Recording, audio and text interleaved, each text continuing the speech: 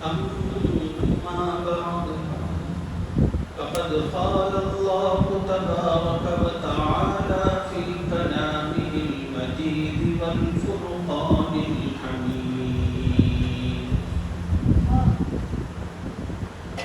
أعوذ بالله من الشيطان الرجيم. بسم الله الرحمن الرحيم.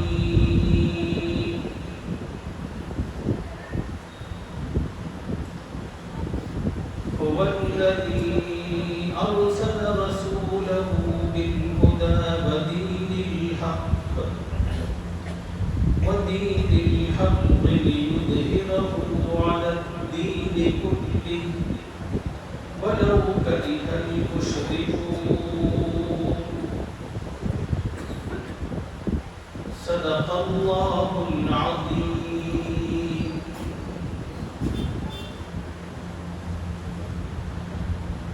قابل احترام بزرگوں، نوجوان ساتھیوں، دین کے بعد عظمت و احترام سے سننے والی ماؤں اور بہنوں،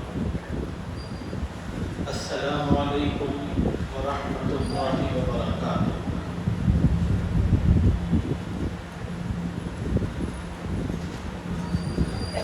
اسلامی ہجری سال کا دوسرا مہینہ سفر المظفر چل رہا ہے۔ اسلامی سال کو ہجری سال اس مناسبت سے کہا جاتا ہے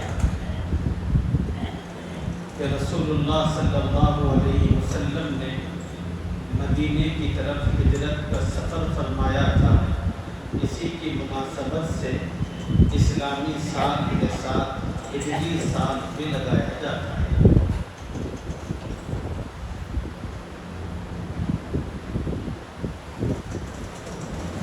حضور اکرم صلی اللہ علیہ وسلم نے اللہ تعالیٰ کے حکم سے سفر المظفر کے مہینے میں اپنا سفر ہجرت شروع فرمایا تھا، اور اس کا اختتام ہوا ربیع الاول کے مہینے۔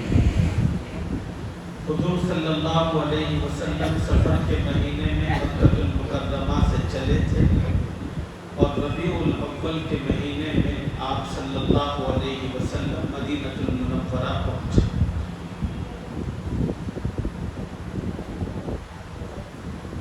حضور اکرم صلی اللہ علیہ وسلم کے بارے میں اتنی بات ہر ایمان والے کو معلوم ہے کہ 40 برس کی عمر میں آپ صلی اللہ علیہ وسلم نے نبوت کا اعلان فرمایا تھا،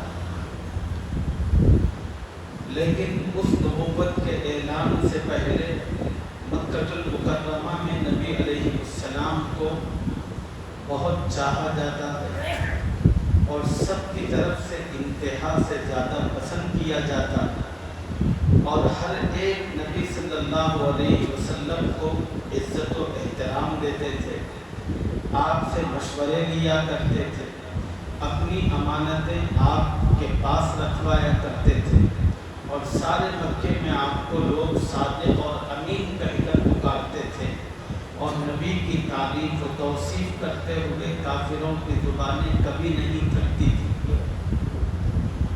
کافر کہتے تھے محمد کی طرح مکے میں کوئی نہیں ہے، محمد جیسا کوئی نہیں ہے، محمد جیسے اخلاق والے کوئی نہیں ہے، آپ جیسی فہم و فراست والا کوئی نہیں۔ جو ہی حضور صلی اللہ علیہ وسلم پر اللہ نے نبوت کا تاج رکھا، اور آپ نے صفا کی پہاڑی پر کھڑے ہو کر مکے کے لوگوں کو اللہ کی طرف دعوت دی، اور ایک اللہ کی عبادت و بندگی کی طرف بلایا، کفر و شرک سے روکا، تو یہی مکہ جو کل تک آپ پر جان چھڑکتا تھا، یہ سب کے سب آپ کے جانی دشمن بن گئے، خون کے پیاسے ہو گئے، نظریں بدل گئی، دل بدل گئے، اور تمام کے تمام مکے کے لوگوں کا موقف جو کل تک نبی علیہ السلام سے متعلق تھا، آپ کے اعلان کے بعد بالکل ان کے موقف میں زمین و آسمان کا فرق پیدا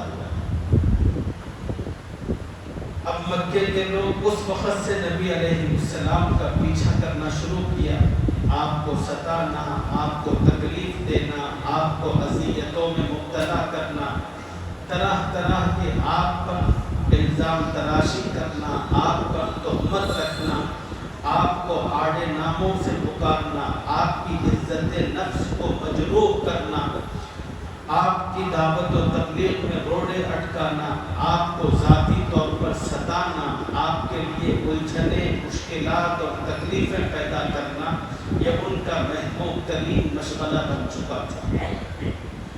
مکے کے لوگوں نے دیکھتے ہی دیکھتے اسلام کے لیے مکی زمین کو اتنا تنگ کر دیا تھا کہ کوئی آدمی علی اعلان خانہ کعبہ کے پاس کھڑے ہو کر کلمہ پڑھنے کی جرأت نہیں کر سکتا تھا۔ اگر کوئی خانہ کعبہ میں کھڑا ہو کر لا الہ الا اللہ محمد رسول اللہ کہتا تو مشرک چاروں طرف سے اس پر ٹوٹ پڑتے، اتنا مارتے یہاں تک کہ اس کی موت واقع ہو جاتی۔ یہ جرأت و ہمت ابو بکر صدیق رضی اللہ عنہ نے بھی کی تھی، اور حضرت ابو ذر غفاری رضی اللہ عنہ نے بھی کی تھی، اور کچھ صحابہ نے کی تھی، اور کافروں نے سب کے ساتھ یہی بدترین سلوک اور معاملہ کیا تھا۔ اور پورے مکے کے اندر وہاں کے سرداروں اور رئیسوں نے اعلان کر دیا تھا کہ خبردار کوئی محمد صلی اللہ علیہ وسلم کی آواز نہ سنے اور ان کے پاس نہ جائے۔ اگر کسی سے متعلق معلوم ہوتا کہ یہ حضور صلی اللہ علیہ وسلم سے ملتا جلتا ہے یا آپ کی دعوت کو قبول کر چکا ہے، اس کو اتنا مارتے یہاں تک کہ وہ شہید ہو جاتے، اور شدت کرتے ہوئے کہتے یا تو اگر اس تکلیف سے باز آنا چاہتے ہو تو پھر اسلام کو چھوڑ دو۔ لیکن اس دور میں اللہ تعالیٰ نے اس امت کا سب سے بہترین طبقہ اپنے نبی کی صحبت کے لیے منتخب فرمایا تھا۔ وہ کوئی ڈرپوک نہیں تھے، کوئی منافق نہیں تھے۔ انہوں نے جب ایک مرتبہ اپنا دل نبی علیہ السلام کو دے دیا تو کفار کی ظلم و ستم کے پہاڑ ان پر ٹوٹے، لیکن کفار اپنے ظلم و ستم کے باوجود ایک لفظ بھی ان کی زبان اور یقین میں تبدیل نہیں کرا سکے۔ انہوں نے کہا کہ یہ جان جا تو سکتی ہے مگر زبان نے جو کہہ دیا بس کہہ دیا۔ اور اس وقت کے جابر نمرودوں سے وہ صحابہ کہتے تھے کہ فقد ما انت قاد، تمہارے بس میں جو ہو سکتا ہے تم کر لو، اور اس سے زیادہ تم کچھ کر نہیں سکتے۔ تمہارا اختیار ہمارے جسم کے ظاہر پر ہے اور ہمارے دل اور اندرون پر محمد رسول اللہ کا قبضہ ہے، اور آپ کی محبت اور خدا کی محبت اس میں رچی بسی ہے، اور اس میں ذرا سا بھی تغیر و تبدل نہیں ہو سکتا۔ مکے کے لوگوں نے مکے کے اندر نہ صرف یہ کہ اسلام کی تبلیغ روکی تھی، اور جو کچھ مسلمان ہوئے تھے ان کو اسلامی احکامات کی ادائیگی سے بھی روکتے تھے۔ خود حضور صلی اللہ علیہ وسلم کو قرآن پڑھنے کی اجازت نہیں تھی۔ نبی علیہ السلام اپنے گھر پر تہجد میں گھر کے باہر چبوترے پر کھڑے ہو کر تہجد پڑھتے اور اس میں قرآن پڑھتے تو مشرک کہتے تھے محمد اپنی آواز کو آہستہ کرو۔ ابو بکر رضی اللہ تعالیٰ عنہ قرآن پڑھتے تھے تو مشرک توبہ کرتے تھے۔ نبی علیہ السلام مکے میں نماز پڑھنے کے لیے آتے تو وہ دن مشرکین کے لیے نبی علیہ السلام کو نئی نئی تکلیفیں دینے کا ایک مشغلہ آتا تھا، اور جو لوگ صحابہ کے اندر اسلام کی کوئی ایکٹیویٹیز کرتے تو ان پر بھی بہیمانہ تشدد کیا جاتا ہے۔ لیکن ان حالات میں مکی زندگی میں اللہ کا حکم نبی علیہ السلام اور صحابہ کے لیے صبر کا تھا، اور خدا کا حکم یہ تھا کہ مکے کے مشرک جو کچھ بھی کریں بس ان کو سہنا، جواب میں گفتگو نہیں کرنا، جواب میں مقابلہ نہیں کرنا، مارتے ہیں تو مار کھانا، ہاتھ توڑتے ہیں تو ہاتھ توڑوا لینا، جان لیتے ہیں تو جان دے دینا اللہ کی نسبت پر، لیکن پلٹ کر حملہ نہیں کرنا، یہی اللہ کا حکم تھا۔ مکی کو ظلم و ستم تھا حضور صلی اللہ علیہ وسلم پر اور صحابہ پر جو جو بڑھتا گیا اور وقت گزرنے کے ساتھ یہ بڑھتا ہی چلا گیا۔ ایک وقت وہ آیا کہ اب مکی زمین اسلام اور مسلمانوں کے لیے بہت سخت ہو چکی تھی، تو پھر اللہ رب العزت نے عرش سے صحابہ کے لیے ہجرت کا حکم نازل فرمایا۔ حضور صلی اللہ علیہ وسلم نے صحابہ سے فرمایا، لوگوں اب اللہ کے لیے، اللہ کی محبت میں اس سرزمین کو چھوڑ کر مدینہ المنورہ کی طرف ہجرت کرو۔ تو صحابہ کرام نے اپنی مال و اسباب، اپنی رشتے ناطے، تمام کی تمام چیزوں کی قربانی دے کر خدا کی محبت اور خدا کی نسبت پر بڑی دقتوں اور بڑے مسائل کے بعد وہ مکہ المکرمہ سے مدینہ المنورہ پہنچ رہے تھے۔ تقریباً صحابہ جا چکے تھے۔ مکے کے اندر اس وقت صرف حضور صلی اللہ علیہ وسلم، حضرت ابو بکر صدیق رضی اللہ عنہ اور حضرت علی کرم اللہ وجہہ موجود تھے۔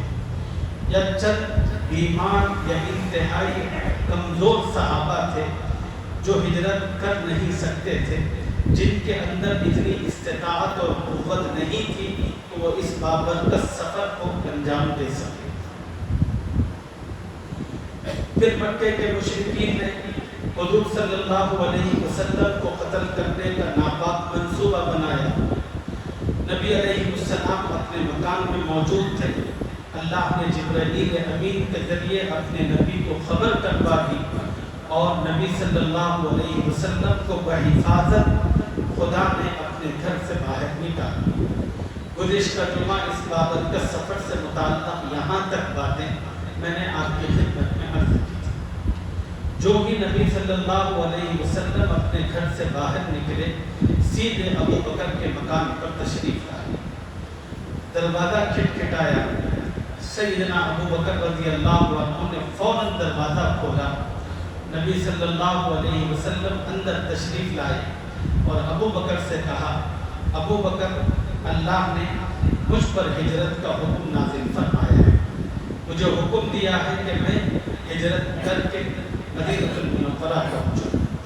حضرت ابو بکر صدیق رضی اللہ عنہ نے بڑی آس اور امید کے ساتھ رسول اللہ صلی اللہ علیہ وسلم سے عرض کیا، یا رسول اللہ، کیا اس سفر میں ابو بکر کو آپ کی رفاقت نصیب ہوگی، آپ کے ساتھ رہنا نصیب ہوگا؟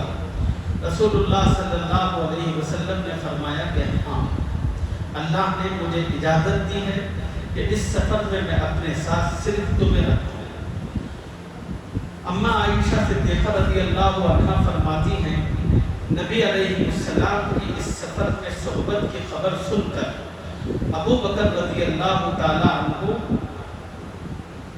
انتہائی مسرت کے اندر زار و قطار رونے لگے، اور اماں عائشہ فرماتی ہیں، زندگی میں اس وقت پہلی مرتبہ مجھے معلوم ہوا خوشی میں بھی انسان کے آنسو نکلا کرتے ہیں، اور خوشی میں بھی انسان رویا کرتا ہے، یہ بس اسی دن مجھے اپنے باپ کو دیکھ کر پتہ چلا۔ پھر رسول اللہ صلی اللہ علیہ وسلم حضرت ابو بکر کے ساتھ، حضرت ابو بکر کو پہلے ہی سے اندازہ تھا، انہوں نے 2 اونٹنیاں تیار کر رکھی تھی، ایک اللہ کے نبی کو پیش فرمائی، ایک پر خود سوار ہوئے، اور ان دونوں اونٹنیوں پر وہ حضرات یہاں سے نکل کر مدینہ جانے کا جو عام راستہ ہوتا تھا اس راستے کو چھوڑ کر بہت دور سے پلٹ کر غار حرا پہنچا۔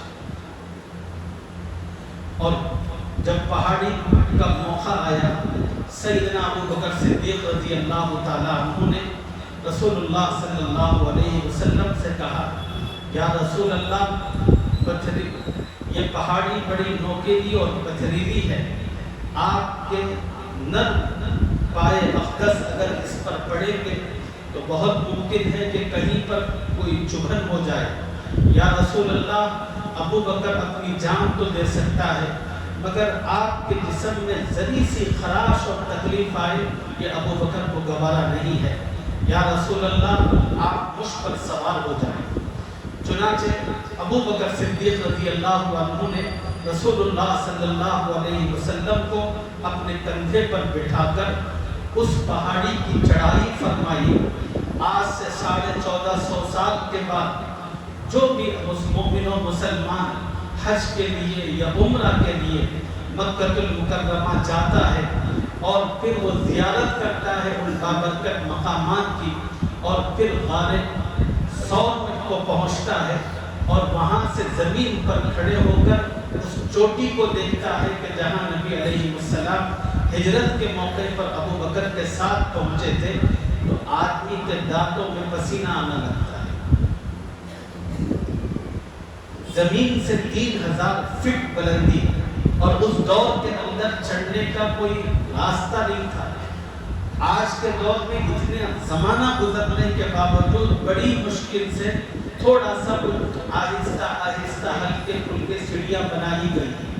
اگر کوئی آدمی چڑھنا چاہے تو ایک آدمی بھی اس کو 4 سے 5 گھنٹے اس پہاڑ کی چڑھائی پر لگتے ہیں اور آدمی تھک تھک کر ایک دو جگہ بیٹھ جاتا ہے۔ آپ تصور اور اندازہ کریں حضرت ابو بکر کی محبت کا، انہوں نے رسول اللہ صلی اللہ علیہ وسلم کو اپنی پیٹھ پر رکھ کر یہ سفر پورا طے فرمایا۔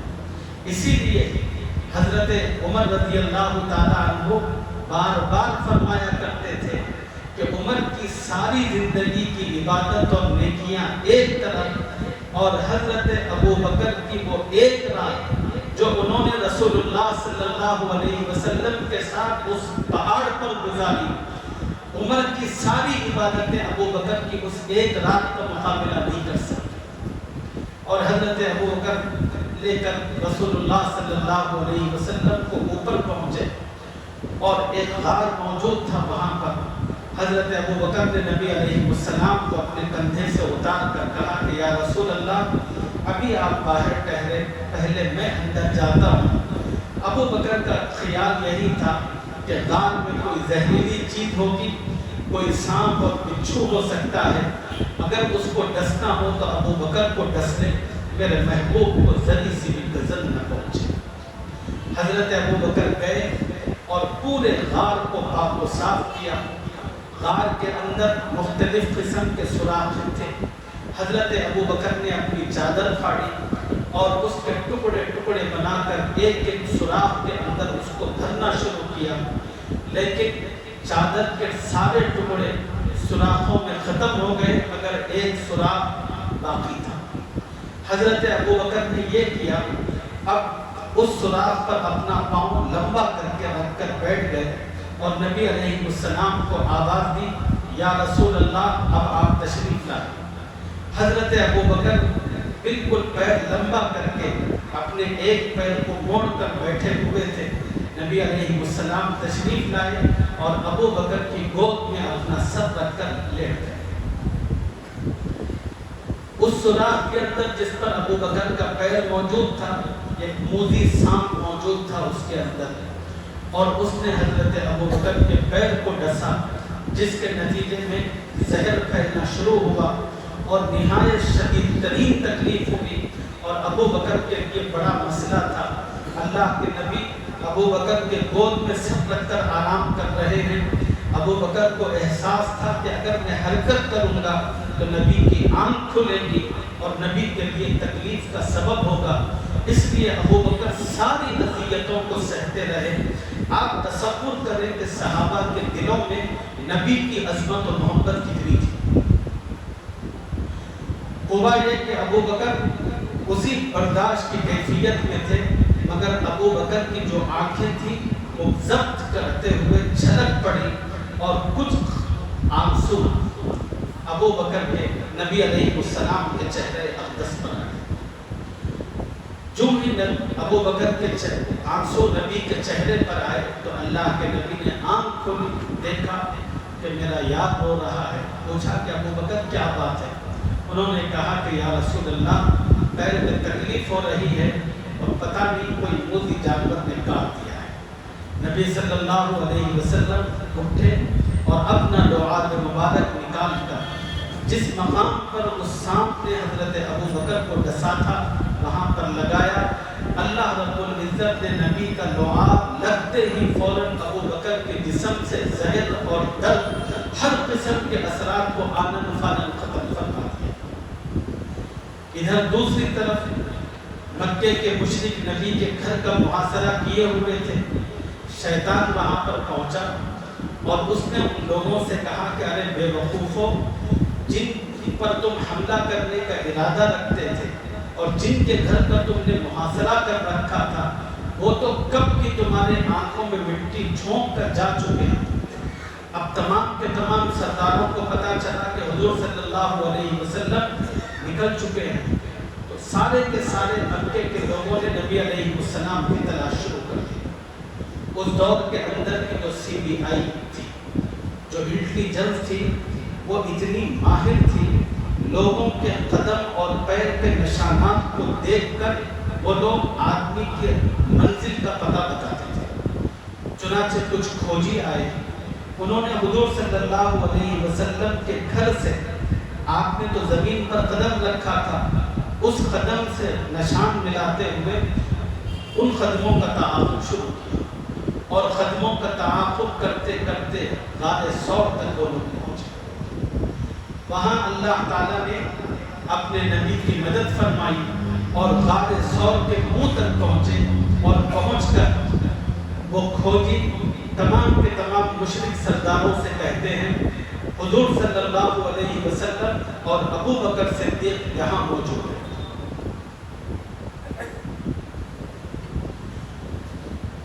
حضور صلی اللہ علیہ وسلم اور ابو بکر رضی اللہ تعالیٰ عنہ اندر سے تمام آوازوں کو، باتوں کو سنتے ہیں. حضرت ابو بکر پر کبکباہٹ تاری تھی. حضرت ابو بکر نے گھبراہٹ میں حضور صلی اللہ علیہ وسلم سے کہا کہ یا رسول اللہ مشرک اتنے پاس پہنچ چکے ہیں، اگر وہ تھوڑا سا بھی جھک لیں تو ہمیں دیکھ لیں. یا رسول اللہ ابو بکر کو اپنی کوئی فکر نہیں ہے، ابو بکر کو فکر ہے تو آپ کی فکر ہے. تو رسول اللہ صلی اللہ علیہ وسلم لیٹے تھے، پورے تحمل اور بردباری کے ساتھ، اطمینان کے ساتھ نبی علیہ السلام نے ابو بکر سے کہا کہ لا تحزن ان اللہ معنا. ابو بکر گھبرا مت، خدا ہمارے ساتھ ہے، وہ اللہ ہماری حفاظت کرے گا. خدا نے کیا کیا؟ لمحوں میں اللہ نے مکڑی کو حکم دیا کہ اس غار پر جانا لگا. لمحوں کے اندر مکڑی نے اپنا جالا ڈال دیا. پھر اللہ نے ایک کبوتری کو حکم دیا کہ وہ اس جال پر اپنے انڈے ڈالے. اب جب وہاں پر وہ سب آئے اور آ کر بتا رہے تھے کہ اندر یہاں پر ابو بکر اور رسول اللہ صلی اللہ علیہ وسلم نے، تمام کے تمام مشرک ان کھوجیوں سے کہہ رہے تھے ارے بے وقوفو، یہاں کیسے ہو سکتے ہیں؟ کیا تم نہیں دیکھتے کہ اگر ابو بکر یا رسول اللہ صلی اللہ علیہ وسلم اندر ہوتے تو پھر وہ جال تو ضرور ٹوٹتا. خدا کی حفاظت دیکھیے، خدا اتنی باتیں کروا رہا ہے اور کھوج کرنے والے سچ طور پر وہاں تک پہنچے تھے، لیکن اللہ نے اتنا جھکنے کی بھی ان کو موقع نہیں دیا، اس لیے کہ اللہ کی حفاظت تھی اور اللہ کو بچانا مقصود تھا. اللہ نے اپنے نبی کا تحفظ فرمایا. 3 دن 3 رات تک نبی صلی اللہ علیہ وسلم اسی غار میں رہے اور اس عرصے میں ابو بکر کا گھرانہ نبی علیہ السلام کی خدمت کے لیے اپنے آپ کو فدا کر چکا تھا. آپ کے بیٹے حضرت عبداللہ تھے، دن بھر مکے میں بکریاں چراتے، گھوم گھوم کر کافروں کے سامنے سے گزرتے. وہ لوگ جو کچھ رسول اللہ صلی اللہ علیہ وسلم اور ابو بکر کے بارے میں بات چیت کر رہے ہوتے ان سے واقفیت حاصل کرتے اور شام ہونے کے بعد وہاں پہنچ کر دودھ بھی پیش کرتے اور مکے کی ساری خبریں بھی نبی علیہ السلام کی خدمت میں گوش گزار کرتے۔ 3 دن کے بعد جب ادھر کافر تھک ہار کر بیٹھ چکے تھے، حضور صلی اللہ علیہ وسلم ابو بکر صدیق رضی اللہ عنہ کے ساتھ غار سے باہر نکلے، ایک آدمی کو ہائر کیا اس بات پر کہ وہ بالکل غیر معروف راستے سے مدینہ پہنچائے۔ اس دور کے اندر راستوں کا علم کسی کو ہوتا تھا۔ آج کے دور کی طرح کے تو راستے نہیں تھے کہ سڑکیں بنی ہیں اور ہر جگہ آپ کو بورڈ لکھے ہوئے ہیں، یہ راستہ اس طرف کرنول کو جاتا ہے، ادھر آپ چلے جائیں تو محبوب نگر جاتے ہیں، ذرا سا ہٹ کر۔ آج تو سارے کے سارے راستے طے ہیں اور سب بورڈ لکھے ہوئے ہیں۔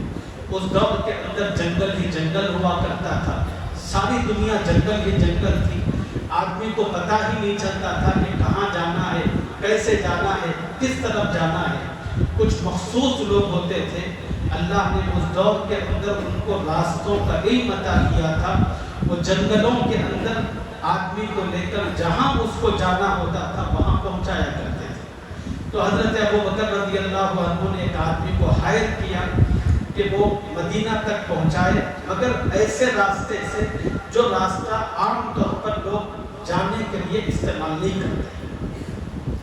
اس نے منظور کر لیا اور رسول اللہ صلی اللہ علیہ وسلم حضرت ابو بکر کے ساتھ اس آدمی کی معیت میں مدینے کی طرف روانہ ہو۔ ادھر مکے کے مشرکین تھک ہار کر جب نبی علیہ السلام کی تلاش میں ان کو ناکامی ہوئی تو مکے کے سرداروں نے اعلان کیا۔ اعلان یہ تھا، نعوذ باللہ، جو محمد صلی اللہ علیہ وسلم کو کا سر لائے گا یا انہیں زندہ گرفتار کر کے لائے گا، اسی طرح جو ابو بکر کا سر لائے گا یا انہیں زندہ گرفتار کر کے لائے گا، ہم مشرکین اور ہم سردار اس کو 100 اونٹ انعام میں دیں گے۔ یہ انعام ایسے ہی ہے جیسے آج کل سپر پاور طاقت امریکہ مختلف مسلمانوں سے متعلق کرتی ہے کہ اگر فلاں مسلمان، مثال کے طور پر محمد بن لادن چند مہینوں اور سالوں تک ان کے سر پر سب سے بڑا انعام مقرر کیا تھا، جو ان کی خبر دے گا اس کو اتنے $1,000,000 انعام دیے جائیں گے۔ ایمن الظواہری، ان کے سر پر حکومت نے اتنا انعام مقرر کر رکھا ہے۔ یہ کوئی نئی باتیں نہیں ہیں، یہ 1400 سال پہلے آپ کے نبی کے ساتھ بھی پیش آئی۔ آپ کے نبی کے سر کی قیمت اس وقت ان تمام کے تمام مشرکین نے 100 اونٹ مقرر کی تھی، اور یہ اتنا بڑا انعام تھا اس دور کے لحاظ سے، اس کو پانے کی چاہت میں سارے کے سارے مشرک اپنے ترکش اور اپنے تیر تلوار نکال کر حضور صلی اللہ علیہ وسلم اور حضرت ابو بکر کی تلاش اور ان کا پیچھا کرتے ہوئے مختلف سمتوں میں نکل کھڑے۔ ایک آدمی تھا سراقہ بن مالک، یہ اللہ نے اس کو حضور صلی اللہ علیہ وسلم کے راستے پر لایا، اور وہ بڑی تیزی کے ساتھ اپنے گھوڑے کو دوڑاتا ہوا اپنے ہاتھ میں نیزہ لے کر حضور صلی اللہ علیہ وسلم اور حضرت ابو بکر سامنے جا رہے ہیں، یہ پیچھے سے آ رہا ہے، اور اس کا ارادہ یہ تھا کہ یہ نیزہ پوری قوت کے ساتھ میں رسول اللہ صلی اللہ علیہ وسلم کے سینے میں یا حضرت ابو بکر کی پیٹھ میں اتارا۔ اور اس سفر کے موقع پر حضرت ابو بکر کی ایک کیفیت سیرت نگاروں نے اپنی کتاب میں لکھی ہے۔ جب حضرت ابو بکر رسول اللہ صلی اللہ علیہ وسلم کے ساتھ چل رہے تھے تو ابو بکر کبھی حضور کے پیچھے آتے تھے، کبھی حضور کے دائیں طرف آتے تھے، کبھی حضور کے دائیں طرف آتے تھے، کبھی حضور کے سامنے چلتے تھے۔ ابو بکر کی اس بے چینی اور عجیب کیفیت کو دیکھ کر رسول اللہ صلی اللہ علیہ وسلم نے پوچھا کہ ابو بکر یہ کیا ہے؟ ابو بکر نے کہا کہ یا رسول اللہ، جب میں سمجھتا ہوں کہ دشمن پیچھے سے آپ پر حملہ کر سکتا ہے تو میں پیچھے آتا ہوں، اگر دشمن کا حملہ ہو تو ابو بکر ختم ہو، لیکن میرے رسول کو تکلیف نہ ہو۔ کبھی خیال آتا ہے چلتے چلتے کہ دشمن سامنے تاک میں بیٹھا ہوا ہے، تو میں ابو بکر فوراً سامنے آتا ہوں تاکہ اگر سامنے سے حملہ ہو تو میں اپنے سینے سے آپ کا تحفظ کر سکوں۔ یا رسول اللہ کبھی دائیں سے خیال آتا ہے کہ حملہ ہو سکتا ہے تو میں دائیں آتا ہوں، کبھی بائیں آتا ہوں۔ رسول اللہ صلی اللہ علیہ وسلم نے حضرت ابو بکر سے اس موقع پر بھی کہا کہ ابو بکر لا تحزن ان اللہ معنا، گھبرا مت، اللہ ہمارے ساتھ ہے، اللہ ہماری حفاظت کرے گا۔ کچھ ہی دیر کے بعد حضرت ابو بکر نے نبی علیہ السلام سے کہا کہ یا رسول اللہ، سراقہ اپنے گھوڑے کو دوڑاتا ہوا نیزہ ہاتھ میں لے کر ہماری طرف بڑھ رہا ہے۔ نبی علیہ السلام نے اپنے اللہ سے پیچھے پلٹ کر دیکھا بھی، ہاتھ اٹھا کر دعا کی، بس خدا نے اپنے نبی کی دعا قبول فرمائی۔ پتھریلی چٹانوں کے اندر اللہ نے سراقے کے گھوڑے کو گھٹنوں تک زمین میں دھسا دیا۔ سخت ترین چٹانوں کے اندر گھوڑے کا گھٹنوں تک زمین میں دھسنا تھا کہ سراقہ کی بلڈنگ ہدر گئی۔ اس نے کہا کہ بالکل عجیب معاملہ ہے، یہ کوئی عام معاملہ نہیں ہو سکتا۔ اب وہ رسول اللہ صلی اللہ علیہ وسلم سے معافی طلب کرنے لگا، کہنے لگا کہ یا رسول اللہ، میرے حال پر رحم فرمائیں، مجھے اس مصیبت سے نجات دیں، میں فوراً واپس اپنے شہر مکہ جاؤں گا اور کسی کو بھی آپ کے بارے میں نہیں بتاؤں۔ حضور صلی اللہ علیہ وسلم نے اللہ سے دعا کی، اللہ نے اس کے گھوڑے کو ان چٹانوں سے پھر واپس باہر نکالا۔ پھر نبی علیہ السلام کچھ اور آگے بڑھے، ایک اور کافر 70 سواروں کے ساتھ آیا اور نبی علیہ السلام کا گھیراؤ کیا، اور جب نبی سے بات چیت اس سے شروع کی تو نبی علیہ السلام نے اس کو سمجھایا اور اسلام کی دعوت دی، اور اللہ نے اس کے دل میں اسلام کی محبت پیدا فرمائی، چنانچہ وہ اپنے 70 سواروں کے ساتھ بیک وقت ایمان میں داخل ہوئے۔ نبی صلی اللہ علیہ وسلم اس طرح مدینے کی طرف اپنا سفر رکھا، اور درمیان میں معبد کا قیمہ پڑتا تھا۔ یہ ایک نیک پاک سیرت تقوی والی خاتون تھی۔ نبی علیہ السلام جب وہاں گئے، بڑی مہمان نواز بھی تھی۔ اللہ کے نبی اس سے کچھ گوشت یا دودھ خریدنا چاہتے تھے، کوئی جانور۔ معبد سے اس کا اظہار کیا تو معبد نے کہا کہ میرے پاس جتنی بکریاں تھیں وہ سب کی سب چرنے گئی ہوئی ہیں۔ نبی علیہ السلام نے نظر دوڑائی تو خیمے کے اندر ایک کمزور سی بکری کھڑی ہوئی تھی۔ نبی علیہ السلام نے اس بکری سے متعلق معبد سے پوچھا تو معبد نے کہا یہ بڑی کمزور اور نحیف بکری ہے، اور بکریوں کے ساتھ وہ چل نہیں سکتی، تو اس لیے میں نے اس کو چرانے کے لیے نہیں بھیجا، اپنے گھر میں اپنے خیمے میں باندھ کر رکھا ہے۔ نبی علیہ السلام نے معبد سے پوچھا کیا میں اس کا دودھ لے سکتا ہوں؟ اس نے اجازت دی اور کہا کہ اس سے کوئی دودھ نہیں نکلتا۔ نبی علیہ السلام آئے اور اس کے تھنوں پر بسم اللہ کہہ کر ہاتھ لگایا تو اللہ نے اپنے نام کی برکت اور اپنے نبی کا معجزہ ظاہر فرمایا۔ نبی کا ہاتھ لگانا تھا، اس بکری کے تھن دودھ سے لبالب بھر گئے۔ اللہ کے نبی نے دودھ دوہا، پہلے معبد کو اور اس کے خیمے پر جتنے لوگ تھے ان سب کو پیش فرمایا، سب نے دودھ پیا۔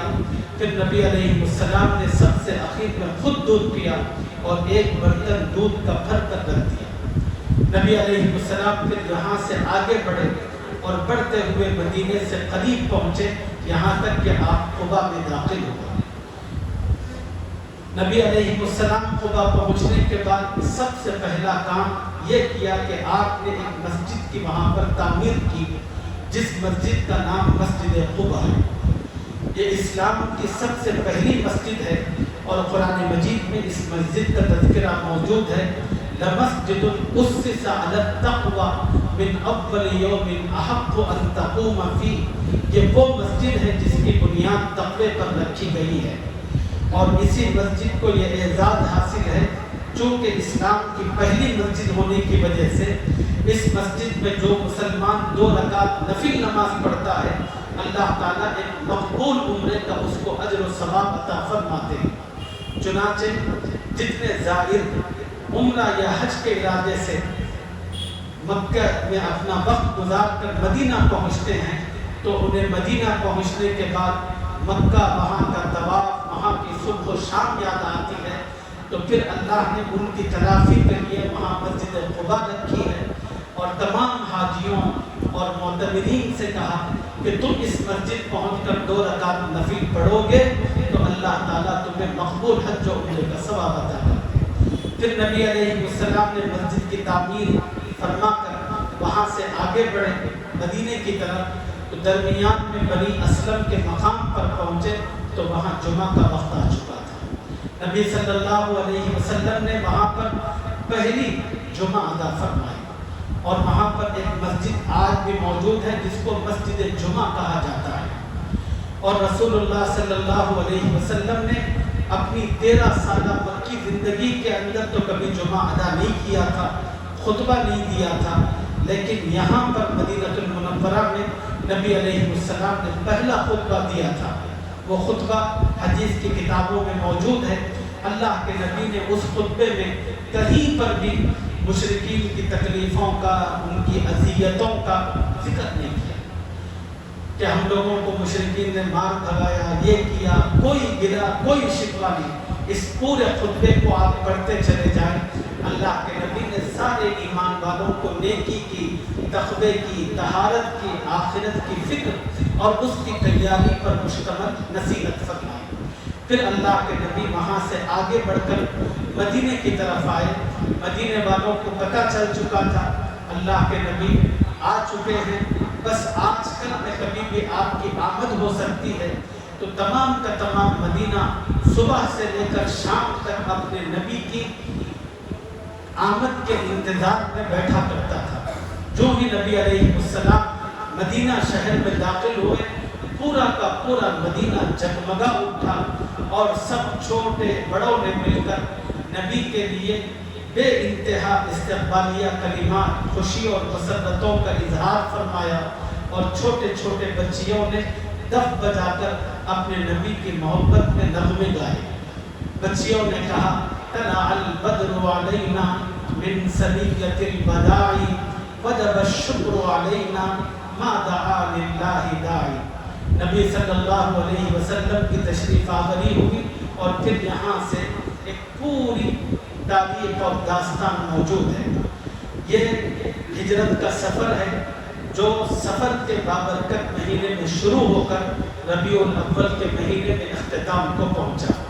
یہ جو سفر ہجرت ہے، اس سفر ہجرت کے کچھ اسباق ہیں، ان میں سے 2-3 اہم سبق آپ کی خدمت میں عرض کرتا ہوں۔ ہجرت کا پہلا سبق یہ ہے، اسلام اپنے ماننے والوں سے ہمیشہ جان و مال کی قربانی کا مطالبہ کرتا ہے،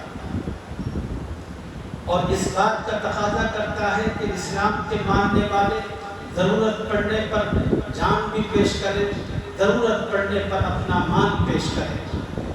اور دوسرا سبق ہجرت کے واقعے سے یہ ملتا ہے، جب مسلمان اسلام کے نام پر، خدا اور رسول کے نام پر بے دریغ اپنی جان اور مالوں کا نذرانہ پیش کرتے ہیں، تو پھر اللہ کی وہ خاص مدد و نصرت مسلمانوں کے لیے اترتی ہے، جس کے نتیجے میں اسلام اور مسلمانوں کو اس دنیا میں عزت اور سربلندی حاصل ہوتی ہے۔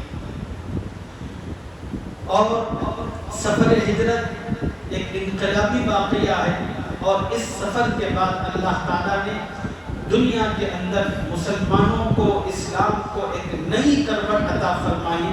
اب تک مسلمان جو مغلوبیت کے دور میں رہا کرتے تھے، مدینے میں داخل فرما کر اللہ تعالیٰ نے مسلمانوں کو غلبے کی طرف لے گیا، اور اتنا غلبہ عطا کیا، دنیا کی ساری طاقتوں کو اللہ نے اسلام کے سامنے سر نگوں کر دیا۔ اور سفر ہجرت کی وجہ سے ایک پہلی اسلامی ریاست کی داغ مل پڑی، جو نبی صلی اللہ علیہ وسلم نے مدینے کی شکل میں جس کی بنیاد رکھی، اور اللہ کے نبی نے وہاں پر اسلامی معاشرہ، اللہ کا نظام، اللہ کا قانون، اللہ کے احکامات نافذ کر کے دنیا کو بتایا، لوگوں یہ زمین اللہ کی بنائی ہوئی ہے، اور اللہ نے یہ زمین اس لیے بنائی تاکہ اس زمین پر خدا کا نظام اور خدا کا قانون نافذ کیا جائے۔